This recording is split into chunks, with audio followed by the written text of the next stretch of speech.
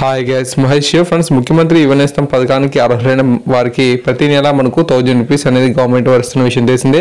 So దీనికి apply చేసుకోవడానికి last date ఎప్పుడు అని చెప్పి చాలా మంది అయితే అడిగారు.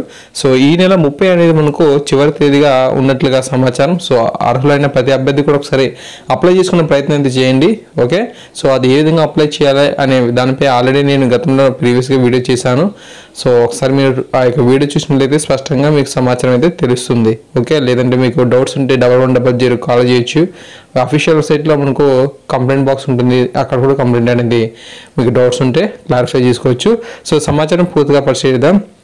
మనకు ముఖ్యమంత్రి యువ నేస్తం వెబ్ పోర్టల్లో గురువారం వరకు కూడా వారం వ్యవధిలో 2.54 లక్షల మంది ఈ యొక్క దరఖాస్తులను చేసుకున్నారు. వీరిలో 66,150 మందికి మనకు దరఖాస్తు పరిచయం పూర్తయింది. ఈ నెల 30న మనకు ఈ యొక్క దరఖాస్తు ప్రక్రియ అనేది ముగుస్తుందంట. అర్హులకు అక్టోబర్ 2న గాంధీ జయంతి సందర్భంగా వారి బ్యాంక్ ఖాతాలో నెలవారీ భృతిని జమ చేయాలని రాష్ట్ర ప్రభుత్వం నిర్ణయించింది. సో మనకి ఈ నెల 30తో ఈ యొక్క క్లోజ్ అయితే అక్టోబర్ 2 కల్లా అర్హులైన ప్రతి ఒక్కరికి కూడా ఈ అమౌంట్ అనేది వచ్చేస్తుంది.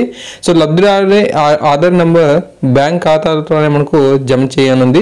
సో ఆధార్ నెంబర్ అనేది ఖచ్చితంగా మీ యొక్క బ్యాంక్ అకౌంట్కి యాడింగ్ అనేది అయి ఉండాలి. ఓకే, ఈ చెల్లింపులు చేసేందుకు వీలుగా రాష్ట్ర యువజన సేవా విభాగం డైరెక్టర్ పేరుతో వెలగపూడిలోని ఆంధ్ర బ్యాంకులో పొదుపు ఖాతాను తెరిచేందుకు ప్రభుత్వం అనుమతించింది.